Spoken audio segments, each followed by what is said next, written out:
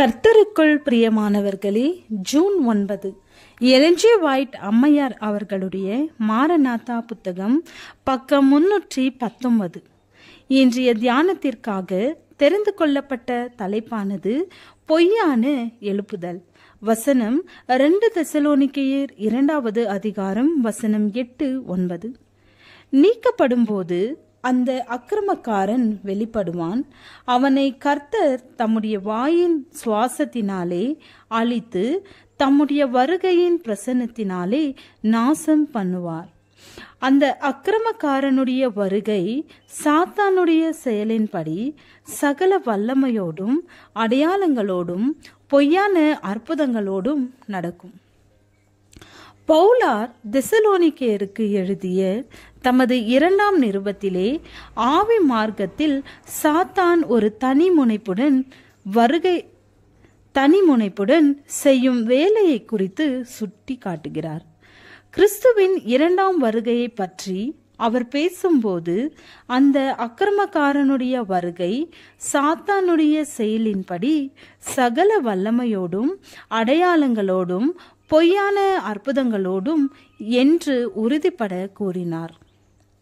பூமியின் மீது தேவன் கொடுக்க போகும் தண்டனைகள் இறுதியாக வந்து சேரும் பொழுது ஆண்டவரது மக்களுக்கு மத்தியிலே அப்போஸ்தலர் காலத்திலிருந்து இதுவரை காணப்படாத அளவிற்கு முற்பட்ட காலத்தில் காணப்பட்ட தேவ பக்தியின் ஒருவித எழுப்புதல் காணப்படும். தேவனுடைய வல்லமையும் ஆவியும் அவரது மக்கள் மீது பொழியப்படும் தேவன் மீதும் அவரது வார்த்தையின் மீதும் கொண்டுள்ள அன்பு அகற்றப்பட்டு இந்த உலகத்தின் மீது கொண்டுள்ள அன்பு நிலை பெற்றிருக்கின்ற சபைகளை விட்டு விலக்கிக் கொள்வார்கள்.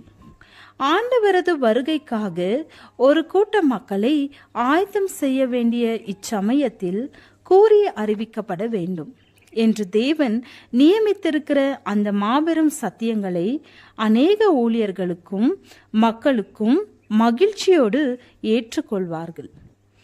ஆத்துமக்களின் விரோதி இந்த வேலையை தடை செய்ய விரும்புகிறான். இத்தகைய இயக்கத்திற்கான ஒரு நேரம் வருவதற்கு முன்பாக அதை தடுக்க தீவிர முயற்சியோடு ஒரு போலியை அறிமுகப்படுத்துவான். தனது வஞ்சக வல்லமை கடியில் கொண்டு வரப்படக்கூடிய சபைகளிலே தேவனுடைய விசேஷ வல்லமை பொழியப்பட்டது போன்ற ஒரு தோற்றத்தை காட்டுவான்.